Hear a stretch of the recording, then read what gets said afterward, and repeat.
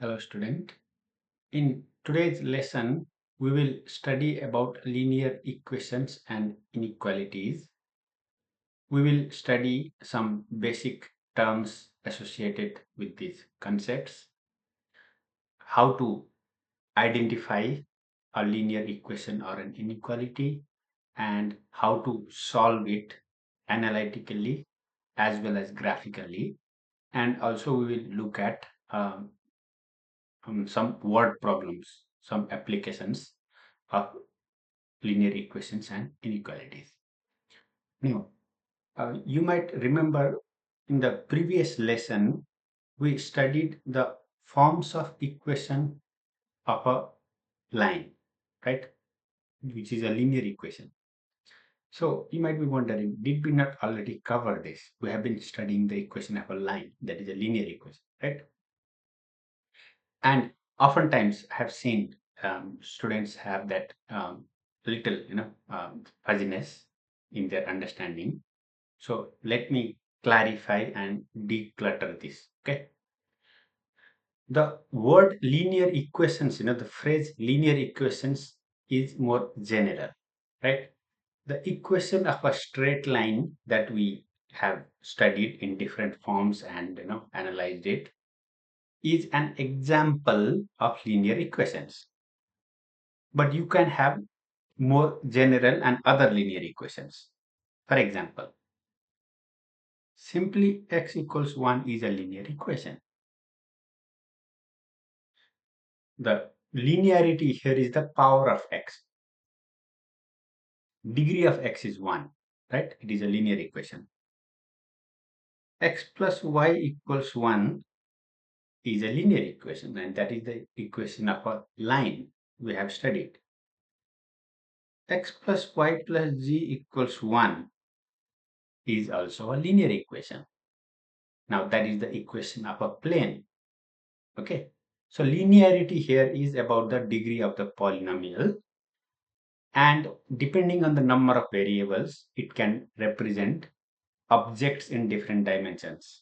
In fact, x equals to 1, if you think about it, represents a point on the number line. X plus y equals 1 represents a line in the plane, and x plus y plus z equal to 1 represents a plane in the three-dimensional space. Number of variables here corresponds to the number of dimensions of the world, and that equation represents a object in that world. Okay, a point, a line, or plane. The linearity in all of these is that they're all either okay, at least in 2 and 3 dimension, straight line or a flat plane, right? There is no curve there. So that equation x plus y plus z equals to 1 is a flat plane, like the surface of your notebook, okay, or the screen on which you are watching this. Now, a equation like y equals x square is not a linear equation, right? The degree of x is 2 here, and that's a curve. Similarly, in other dimensions, if you have an equation which is not linear, it might represent objects which are not flat or straight. Okay, that is another idea you might want to associate with linearity. Okay, so the word linear equations itself is more general, number one. The second thing I want to point out is, it is not that we will not go back to the ideas of the straight line. We can go back, and that will come up very soon when we look at graphical solutions of this linear equations. I was saying we will learn how to solve them, analytic and graphical. Another, like a quick example, then I will get going with the lecture. Suppose I have this equation. This is a linear equation in one variable, as it says. And if you think about it, you can create two linear equations here. One is this. y equals x minus 1, and the other one is this, y equals 1 minus 2x. Okay. So linear equations, in even in one variable can then be, we can bring in the linear equations in two variables, which is the equation of a straight line, which was the topic of the previous lesson, for your clarification and for your clarity. Okay. What we studied and where we are going. Okay. With all of that, let me now begin. First, we will study linear equations in one variable. Let us start with some basic terms. Okay. Zeros of a function. Now, the concept zeros of a function is best illustrated with a graph. Say you have this xy plane and you have this function, let's say. Okay. And this is at, let's say, -2, this is at 2, this is at 4, let's say. Okay. The points on the x-axis. If I ask you, and if this is the graph of the function f of x, if I ask you what is f of -2, what will you write? If I ask you what is f of 2, what will you write? If I ask you what is f of 4, what will you write? Okay. Here, when I say f of -2, that's the value of the function, right? -2 is the x value, x coordinate. The value of the function is the y coordinate. So that is 0, f of 2 is 0, f of 4 is 0. These are all points on the x-axis or the values of x for which the y value is 0. And these are called zeros of a function. Okay, so here's the definition. The zeros of a function correspond to the points of intersection of the function and x-axis. Okay, and by the way, the equation of the x-axis is y equal to 0. And that is the connection with the function being y equals f of x. Function is y equals f of x. X-axis is y equal to 0. So the zeros of the function are where f of x equal to 0. All right. So basically that means here I can write again. Basically this means solve the equation f of x equal to 0. To find the zeros of a function, solve the equation f of x equal to 0. The one clarification here before moving on. There are a lot of s's in parentheses here. I hope you know what that means, right? In case you don't, that is optional. It could be 1 0 or it could be zeros. It so accordingly, the grammar has to change, right? Correspond or corresponds depending on singular and plural. So s's are provided for option there. Okay. Basically, there may be no 0, 1 0, or multiple zeros of any function. For example, in this graph that we saw, there are 3 zeros. Okay. Now let us talk about the zero of a linear function. Okay. When it comes to a linear function, there are two possibilities actually. Okay. The most common is this situation, an oblique line, and there's going to be one point of intersection, right? The x-intercept, and that's why we said the zero. Okay, a linear function cannot have more than one zero. It won't be a straight line if it intersects the x-axis and again comes back and intersects somewhere else, right? That's not going to happen. So there will be one zero of a linear function and any linear function. Okay, how will you find it? Set it equal to 0 and solve that linear function. First of all, a linear function f of x would ultimately be of some type ax plus b. After you simplify, initially it might have a complicated expression, but when you put everything together, there has to be one linear term x and one constant b, right? That's a linear function.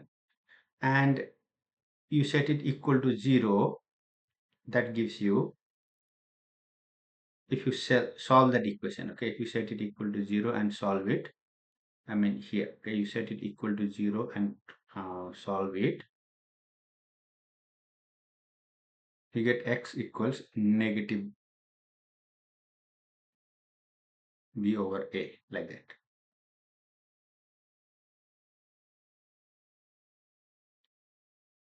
Okay, when you solve a linear function.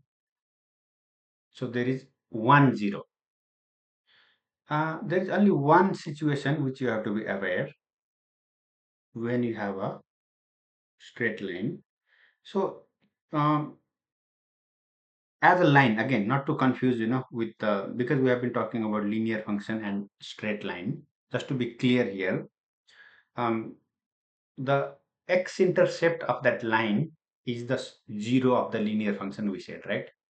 Now that is when the equation of a line is a linear function, and that is the case almost always when it is an oblique line. Okay, if you have a horizontal line like this, okay, then you might say the horizontal line does not intersect the x-axis. If it is not the x-axis itself, anywhere else, it does not intersect, so there is no 0, right? No 0. And that's okay, actually, if you think about it, because the equation of this line is y equal to some constant, not 0, y equals some k, right? So in terms of, it's a linear equation in y, but there is no x there. So as far as x is concerned, it is degree 0, okay? And it has no, the function does not have a 0. That straight line does not have a 0. And because I brought up a horizontal line, I'm sure you are being active now and thinking, what about the vertical line? You know, does that also not have exactly one x-intercept? The thing is, the vertical line is not a function. Okay, remember the vertical line test? It will fail the test miserably, right? It will intersect everywhere. So, vertical line, straight line is not a function. The horizontal straight line is not linear in x. So these are two, like in extreme cases, we don't worry about it. Any other oblique line which have exactly 1 0, hence the concept the 0 of a linear function. All right. Okay. Now, like a very minor thing what we discussed just now, you might be wondering why did we even talk so much about it. It is important to have this clarity and theoretical confirmation in the background that anytime I have a linear function, a proper linear function with an x, okay, not just a number, then it is definitely has 1 0 and exactly 1 0. Okay, that clarity helps us solve, and when we solve, to be confident that we have all the solutions, okay, that we don't have to look for more solutions. Okay, so for example, take this function, and we could confidently ask find the 0, right? Because we know that will be exactly 1 0. Okay, the theoretical background done. Next stage, okay, the next stage is to solve this equation, which is finding the 0 analytically and also looking at it graphically. Okay, let us move into that. First, the analytic approach. What is analytic? Algebra, do the algebra work. Take that function, as I said earlier, a linear function ultimately has to be of the form what? Ax plus b. So simplify it until you get it in that form, ax plus b. Okay, so let us do that. Negative 3x plus, that's 0.25 there. Okay, 0.25 you understand is 1/4. Okay. So if you distribute that 1/4 inside, you'll get 2x plus 3 divided by 8 divided by 4, 12 divided by 4, and that becomes negative x plus 3. Okay. Now finding the zero of this is solve f of x equal to 0. And what is that? That is x negative x plus 3 equal to 0, which gives you negative x equals negative 3, and that gives you x equals 3. Multiply both sides by -1. Okay. Hence, the zero of that function is 3. Now, where can I see it graphically? Graphically, that is this work, as I said, is analytic. Okay. The graphical approach would be this here. Graphical. Okay. Consider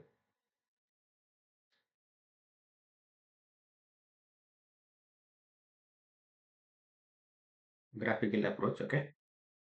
And consider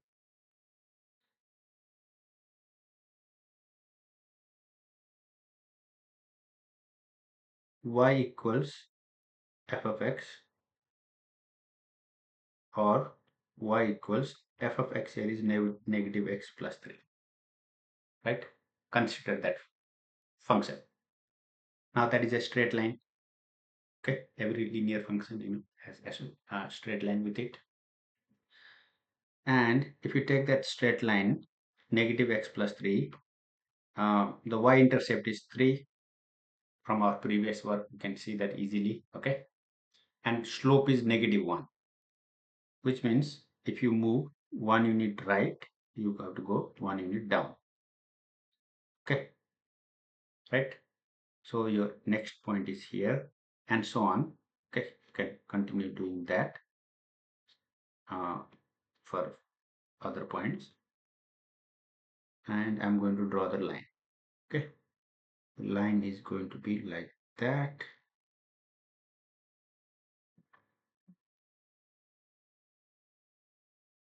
That is the equation of the graph of y equals negative x plus 3. Okay, and no wonder it will intersect at 3 comma 0, which is the 0 of the function. Okay, you see that you have to connect this analytic and graphical work. Okay, how they complement each other. The solution of the equation, when you try to find the 0, will be the x-intercept when you graph that function. Okay. Okay, we did that graphing there already. Another concept I wanted to discuss, what you could sketch the graph by using the 0 of f and f of 0. Okay, if you are wondering how to, we use the slope and the f of 0. By the way, f of 0 is the meaning of y-intercept, right? When you plug in 0 for x, you get the y-intercept. So we use this f of 0 or the y-intercept and the slope. You could also use f of 0 and the 0 of f. Very interesting, right? To sketch the line. How? Here on y-axis, the y-intercept is 0, comma f of 0. That is your y-intercept, this point here.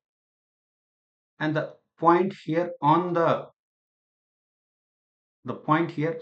x-axis is the 0 of the function. Now the 0 of the function is 3, and y-intercept is also 3, interestingly here. So 0, 3 and 3, 0. Okay, so you can basically the 0 of the function is on the x-axis, f of 0 is on the y-axis concept. Okay, now that was just one function f of x completely given explicitly, right? Now suppose you are solving an equation of the type f of x equals g of x.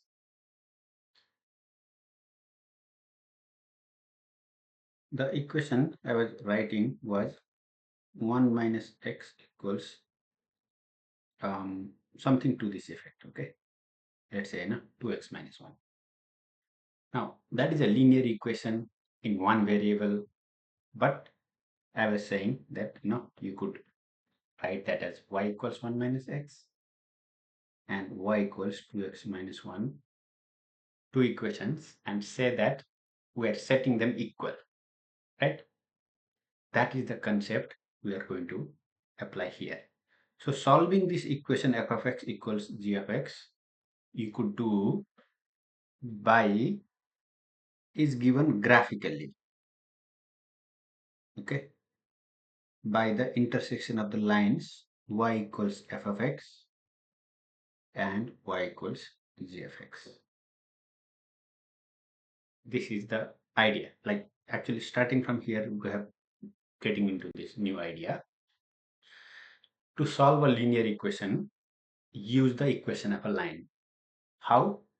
Take the two sides of the linear equation and equate each one of two each, and create a straight line, the equation of a line from each side by taking y equals that f of x and y equals g of x. And because these are linear equation, it is going to be, each one of them is going to be the equation of a line.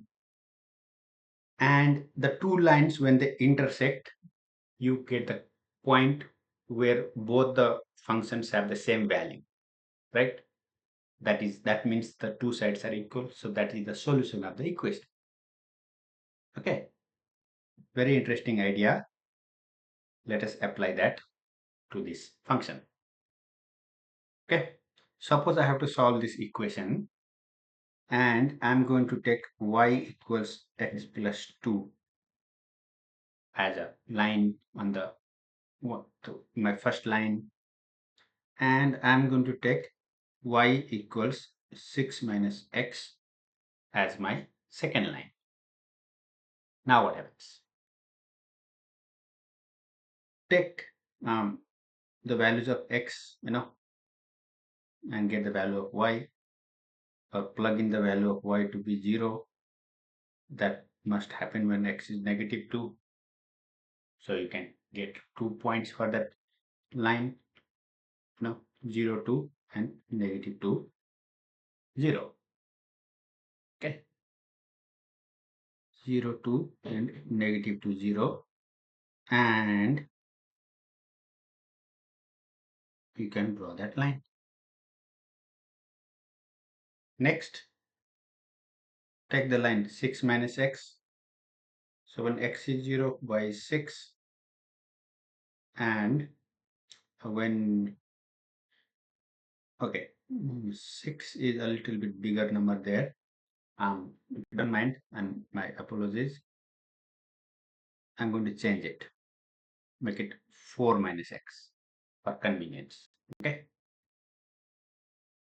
Because then our solution will fit in the graph there. I should have seen that before. Sorry about that. When you plug in x equals 0, you get y equals 4. And if you plug in y equal to 0, x will be also again 4. Okay? That is one way to graph the line, basically the x-intercept and the y-intercept. And using that you can graph, right? So the 2 points are here, 0, 4 and 4, 0. And you join them. Okay. Now I have these two lines and it looks like they are intersecting at this point. The coordinates of that point is 1 comma something. Okay. Now the important thing is it doesn't matter 1 comma what. Okay. They intersect at x equal to 1, which is going to be the solution of that equation. Okay, it's 1 comma 3. Okay, but intentionally I'm not interested in writing the 3 part. Let me write it in the dotted form, because the more important value here is the x value, the x coordinate 1. And check now. I could take this original equation and solve it like this, right? I can do it here on the side.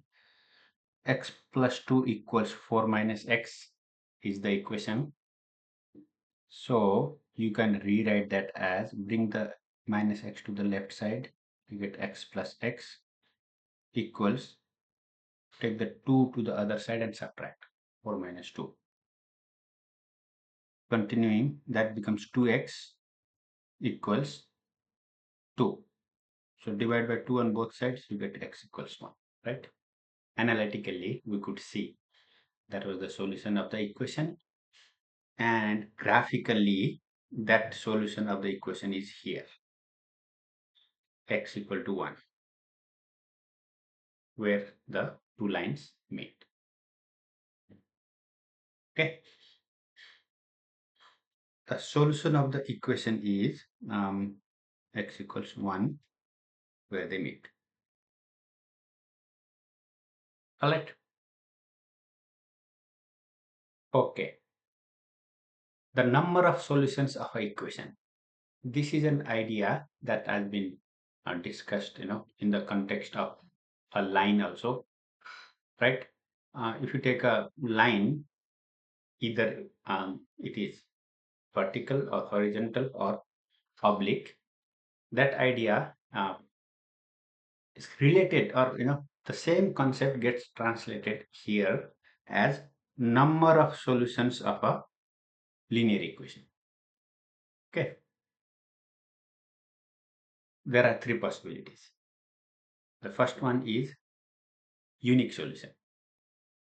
Now, what linear equation we are talking about, you might wonder. Okay, we are talking about an equation of the form f of x equals g of x, and we will talk about it both analytically as well as our graphical approach. The graphical approach would be where you take the two lines to be y equals f of x and y equals g of x, and look at the intersections of those lines. Okay, keep like that's in the background of this discussion. So the first possibility is there's a unique solution, just like what we found here. X equal to 1 is a unique solution of that linear equation, right? And when does that happen? That happens if you have intersecting lines.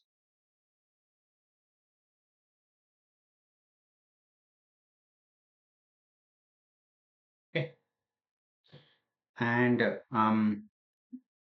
so we have already seen one example. I'm just drawing one more. Okay, like that, and it could be anywhere. Okay, it doesn't have to be in the first quadrant, it could be anywhere. If the two corresponding lines intersect, you have that situation. That is the f of x, y equals f of x, and this is y equals g of x. Then you can also have no solution. How's that? By the way, in terms of number of solutions here is 0. Okay, unique solution, number of solutions is 1. One solution or 0 number of solutions. That would be when the lines are distinct, different lines and parallel. Distinct and parallel lines. Okay. I don't know which one you should emphasize. Maybe you can say parallel and distinct. The lines have to be parallel so that they won't meet, and they have to be two different lines. Okay. The graphical, let me show the graph first. Graphical work would look like this. If the two sides of that equation turned out to be functions like this, suppose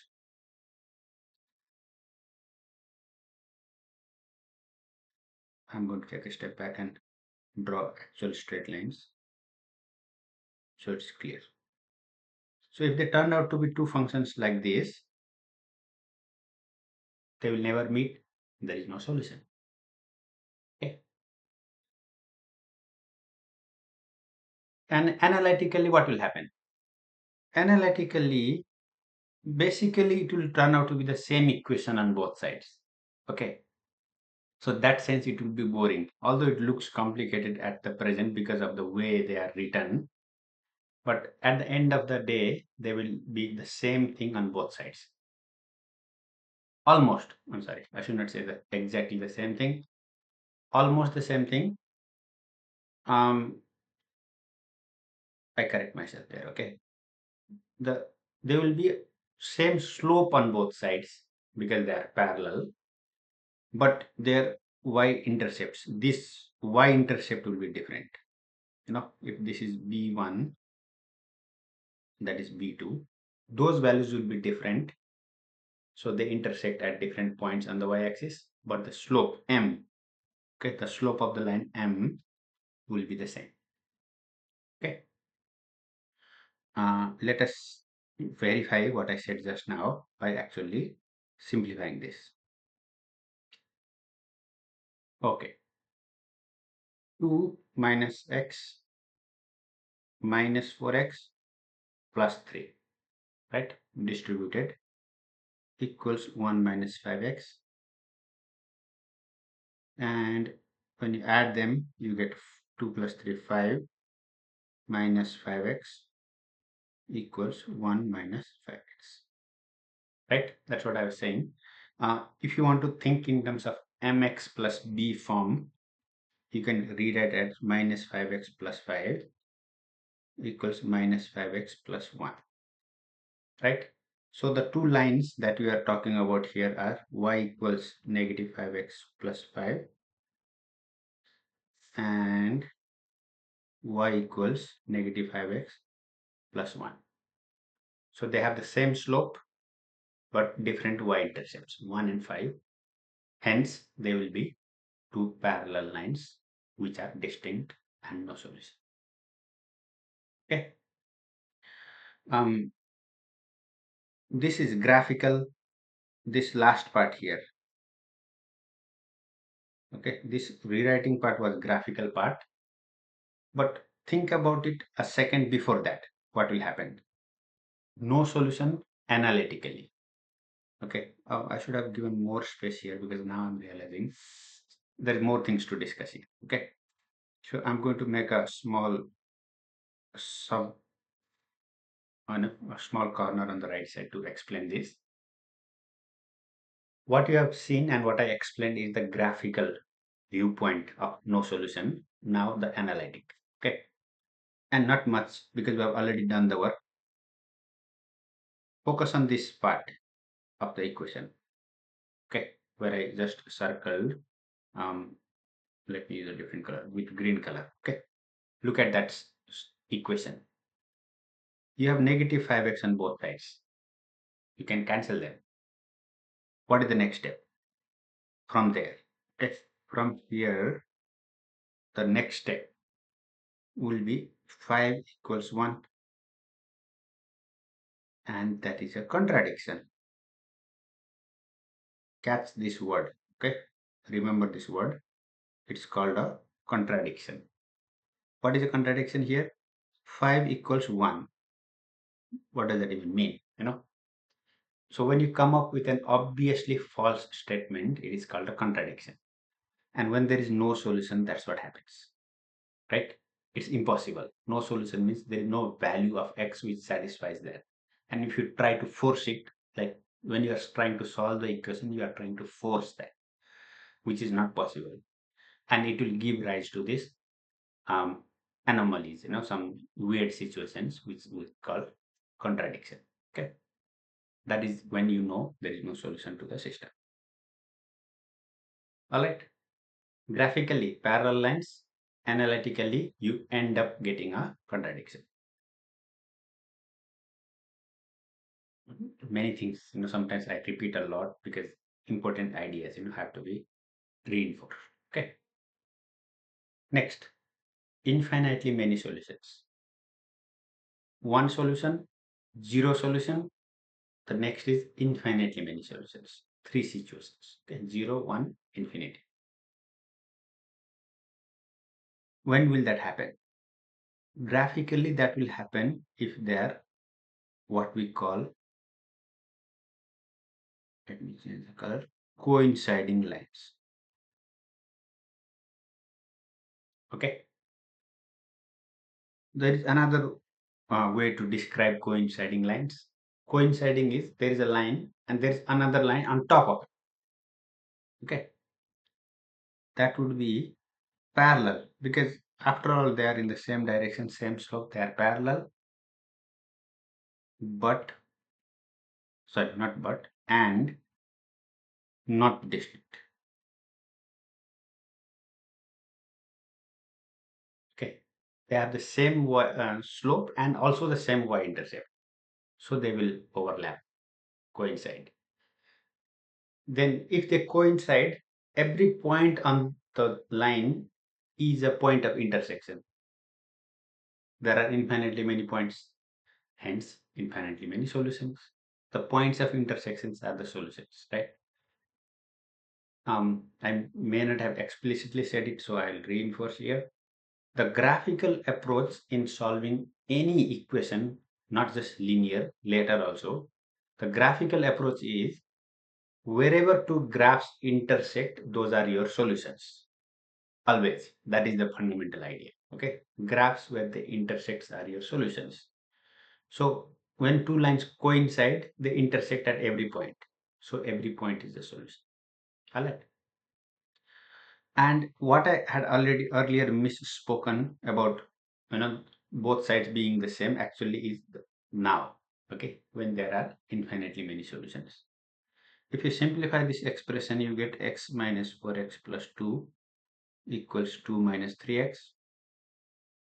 That is negative 3x plus 2 equals 2 minus 3x. That's written in different form, but at the end of the day, it is a negative 3x plus 2 plus 2. When both sides are identical like this, you get infinitely many solutions. So you basically don't have two different lines. You have only one line, which is y equals negative 3x plus 2. Repeat it. Okay. Even if you call it a different line, it's the same line on top of it. And let's simply sketch that line, for our completion and conceptual clarity. Negative 3x plus 2. So the y-intercept is 2.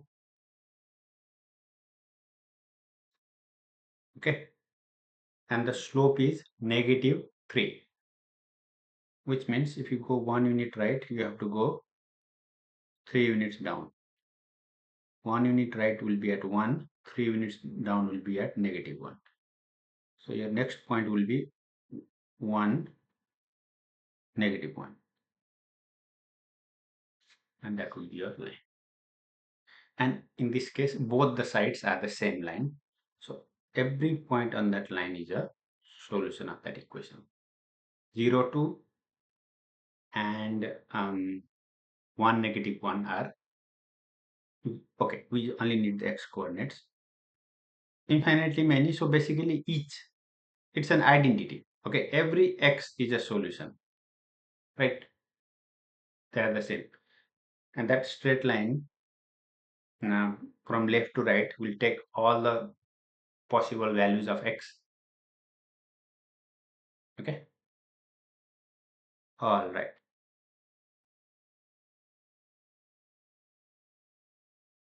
Moving on, inequalities. Okay, linear inequalities. Here you see two words, linear and inequalities. We know the concept of linearity already. Okay, linear meaning degree of each term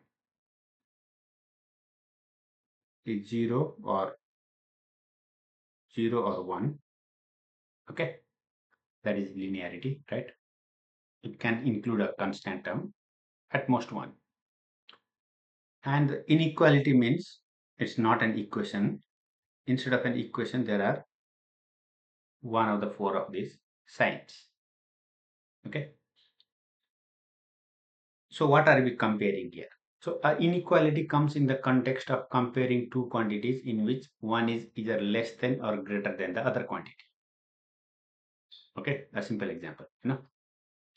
Um, for example, any in real world applications, if you are talking about length of some object, it will be equal or greater than zero, right?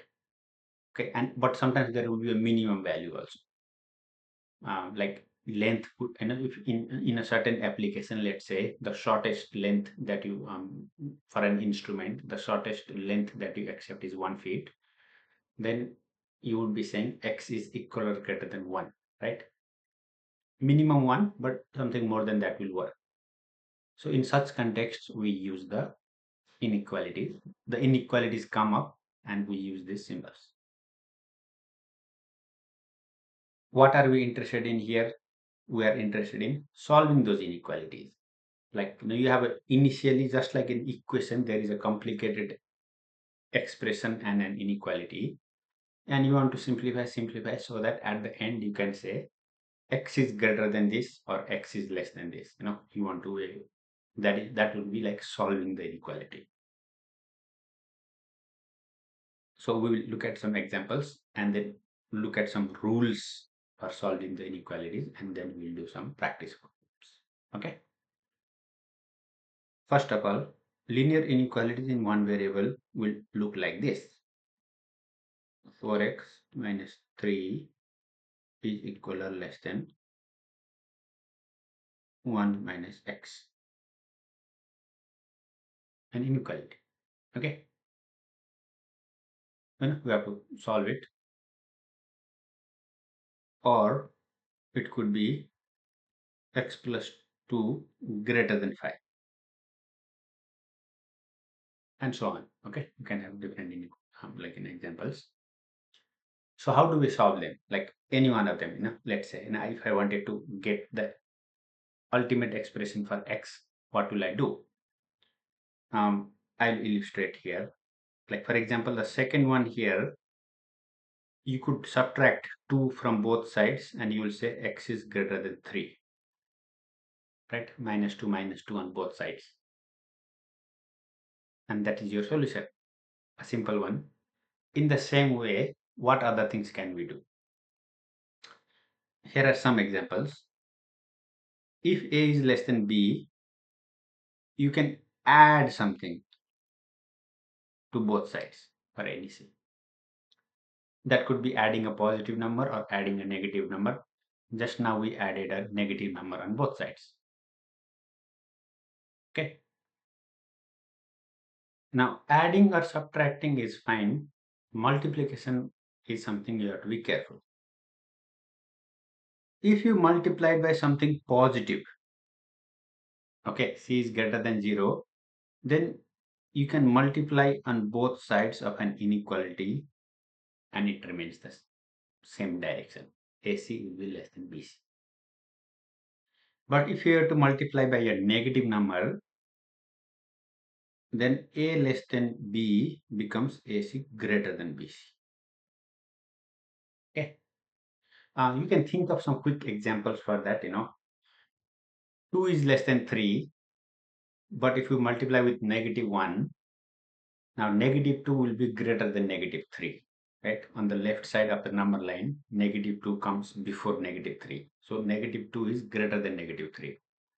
When you multiply by negative sign, it reverses. And this last property, the first three I know like most students are familiar with and you feel it comfortable. The last one, students sometimes do not know. It's a very useful one. Okay. What does it say? Basically, it says if A is less than B, let me talk about that first. Okay. It says if A is less than B, then 1 over A will be greater than 1 over B. Makes sense?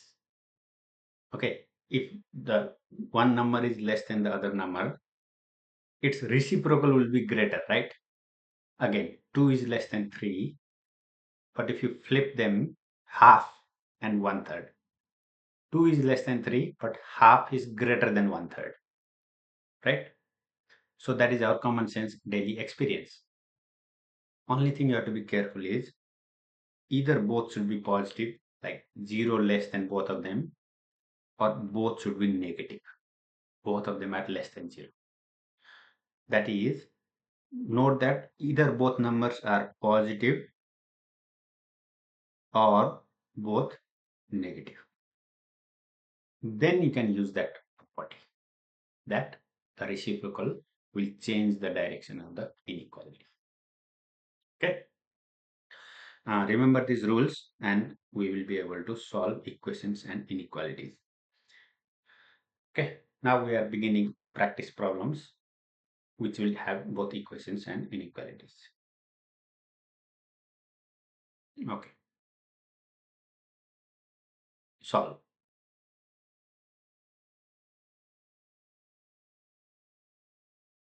We will follow the rules, we will do the analytic solution here.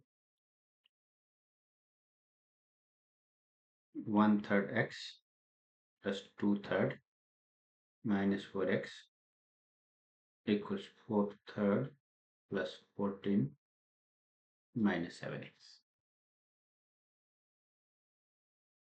Okay, first, just expand them, distribute. Next, bring all the terms that have the x on one side, on the left, and all the constants to the right. Remember, you can pause the video and solve it and then check with me. Okay, it would be a good thing to do. 1/3 x minus 4x plus 7x equals 4/3 minus 2/3. Okay, step by step, 1/3x plus 3x equals 2/3. 4/3 minus 2/3, common denominator, so 4 minus 2, 2, 2/3. Whereas on the left side, you have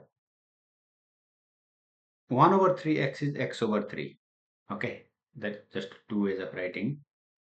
3x is 9x/3, multiplying by 3 up and down equals 2/3. Now you see that both sides have a common denominator. Okay, this is a rare and useful situation, so why not take advantage of it? Okay, I'll continue on this side. That implies, because both sides have, all of them have the same denominator, you can simply add x plus 9x equals 2. Okay, so that gives you 10x equals 2. Now divide both sides by 10. X will be 2 divided by 10, which is 1/4.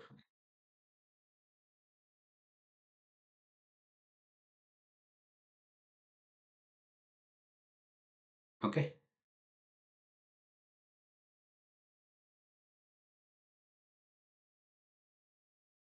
Next.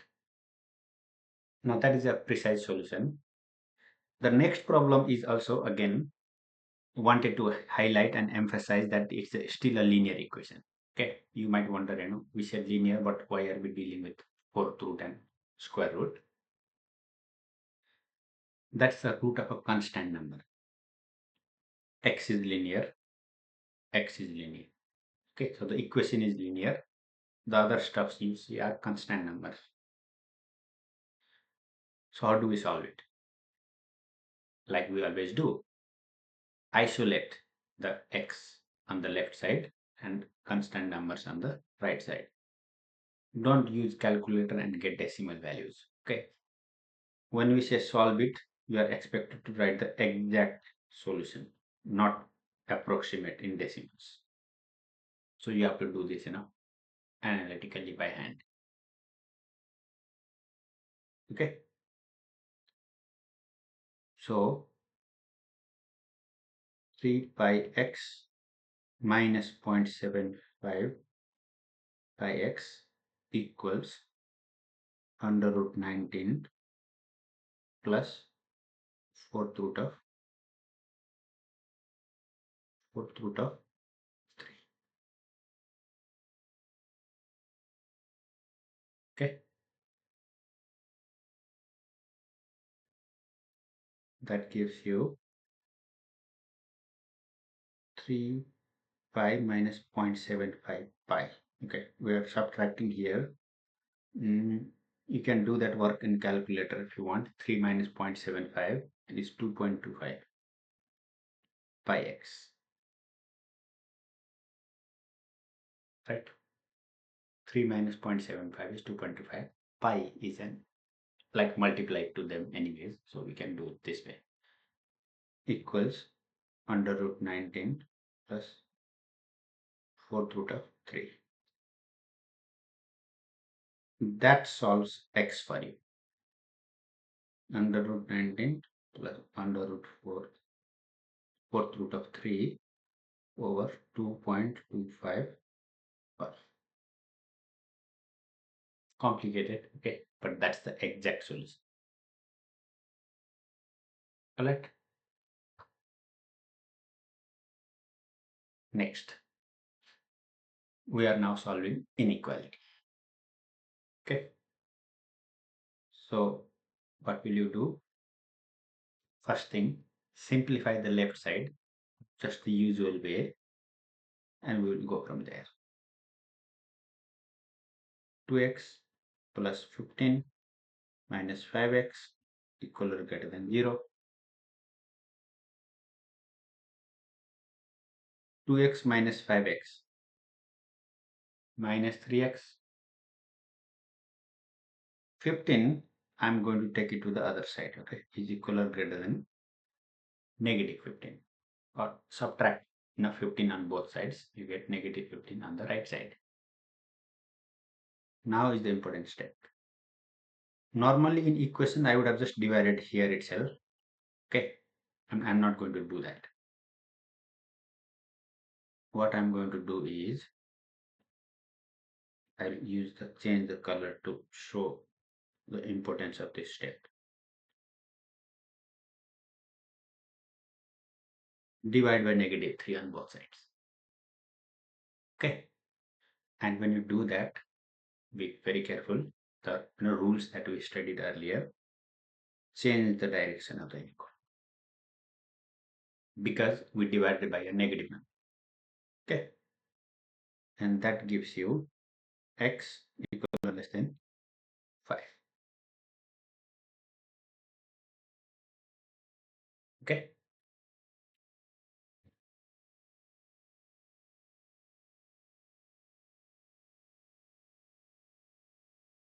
another problem for you to practice.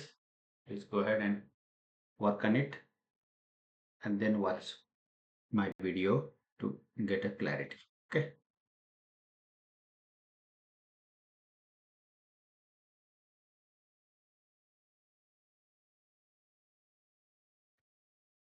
Okay. This implies negative 0.9x, negative 0.5, negative 0.1x less than negative 0.3x, negative 0.5. Now we cancel that, and because it is negative 0.5 on both sides, we can cancel it. Negative 0.9, negative 0.1 makes it negative 1. Okay, negative 1x less than negative 0.3x. You can change directions and all that, but I don't think anything is all that is going to be necessary because so this is basically negative x plus 0.3x less than 0. See, when you take everything to the left side by addition or subtraction, what remains is 0. If you do that by division, what remains will be 1. Okay, you have to have that clarity. So that will be 0.7x less than 0. So far fine. You might say, anyway it's 0, so we can just get rid of that coefficient, right? And write that x is less than 0. That would be incorrect because your coefficient here is negative. You have to change the direction. It's 0 greater than 0 divided by negative 0.7. Okay, I mean, you don't have to necessarily write that. If you understand, it is just going to be 0, but changing the direction of the inequality is important. X is greater than 0. Okay, again another very special type of solution here, hence I included that problem to discuss it with you.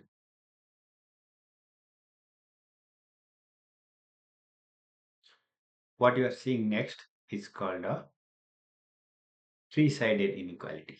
Okay, and the way to solve them, one of the simplest ways, okay, is to work on all of them directly simultaneously and simplify the center, the middle expression, to become only x.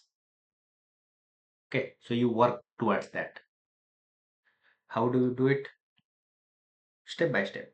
First I see 14 here. Addition and subtraction are easy to do first. Then you go for multiplication division. Okay.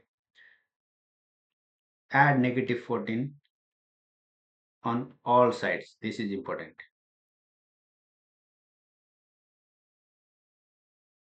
You cannot just add on left 2 and not do anything to the right.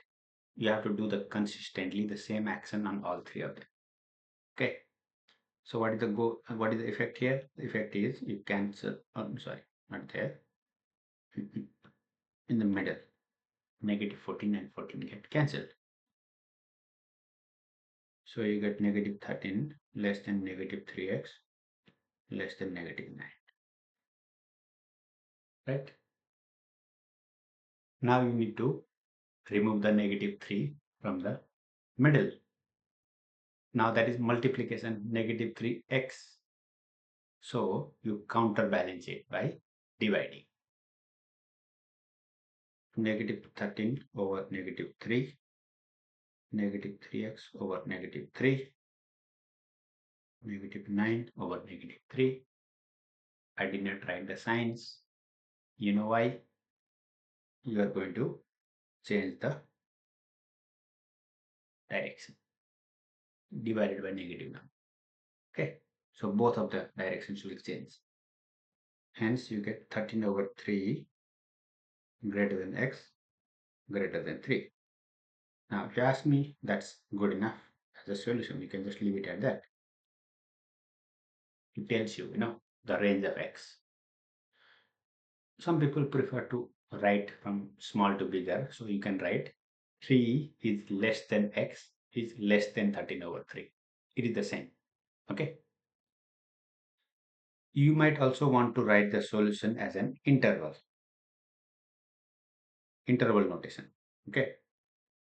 As an interval notation, you will say the solution is from 3 to 13 over 3.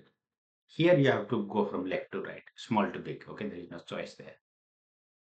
13 over 3 is 4 point something, right? So that's the bigger number.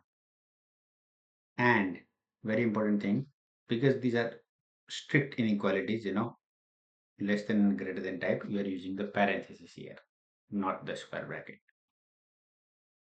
Okay, you know that. Okay, here is a word problem. Suppose that a square picture frame has sides that vary between 9.9 and 10.1 inches. So basically it is saying the frame, any side at the minimum could be 9.9 inches and at the most could be 10.1 inches.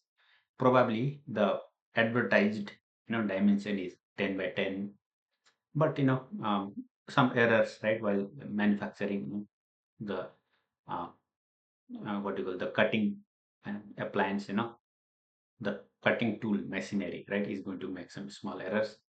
So it could be, there will be a small error, not more than 0.1 inches, it looks like. Okay. So the question then is, that is on each side.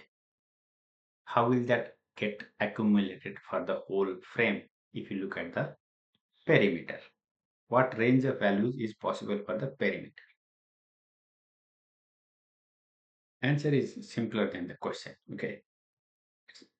What you will say is each side 9.9.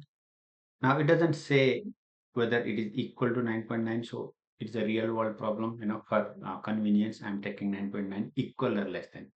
Now, generally the word between means strictly between. Okay. But we are going to cut some slack here and use slack inequality. Okay. I hope you caught my pun there. Okay. 9.9 equal or less than x equal or less than 10.1. Okay. And that is one side. What is the perimeter? The perimeter of a square is the sum of four sides, right? 4x. Okay. So normally, if it is a square of the perfect size, it will be 4x. Now, in this case, it may not be the xx, it might be a little bit, one might be a little longer than the other. But we are looking at the worst, the shortest possible perimeter and the longest possible perimeter. The shortest possible will be if every side is 9.9, and the longest will be if every side is 10.1. So what are we going to do here then? Simply going to multiply 4 times 9.9 less than 4x less than 4 times 10.1, and that gives you 39.6 equal less than 4x equal less than 40.4.